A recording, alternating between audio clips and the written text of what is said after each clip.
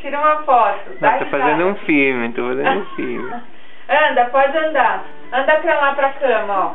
Anda ali na cama. Pra lá pra cama. Não acredito que ela faz isso. Agora vai indo pro Anteu. Olha para cá. Vira. Ela vira.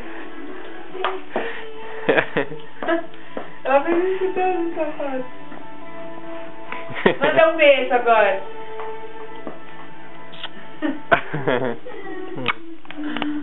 Ela não olha pra mim, ela olha pro meu sapato. Aí quando eu tiro o sapato, ela fica assim, ó, de olho. Eu tiro o sapato, ela vai correndo calça e fica andando. Né, Ana? Tá se vendo no espelho?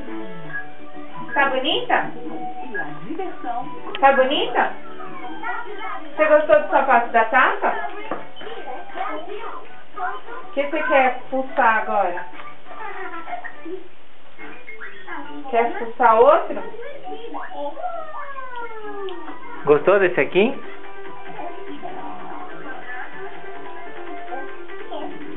Você quer o quê? Quer outro? Eu não sei se você consegue andar com sandália. É o outro pé. É o outro.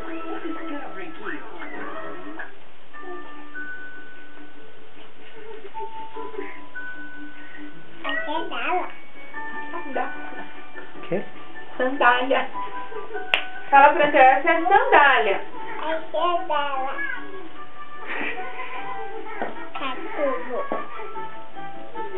Agora. Você gosta? Você se diverte? Bonita, né, Ana? Bonita. Quer uma? Quer uma? Pra você passear?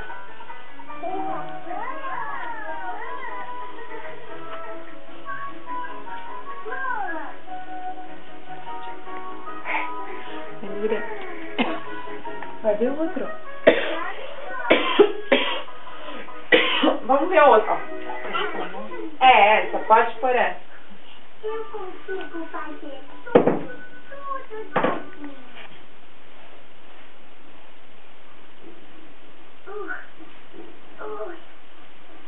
E o outro? Essa aqui é minha irmãzinha Lola. Ela é pequena. Isso é difícil, né? É difícil? É difícil. Bota lá na Tata. Vai lá Vem da aqui Tata. comigo agora. Vamos pôr um outro mais fácil. Esse é difícil, né? Você achou difícil?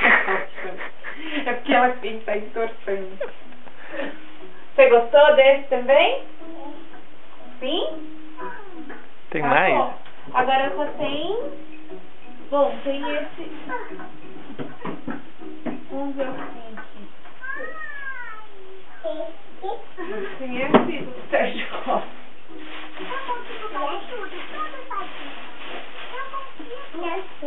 Hã?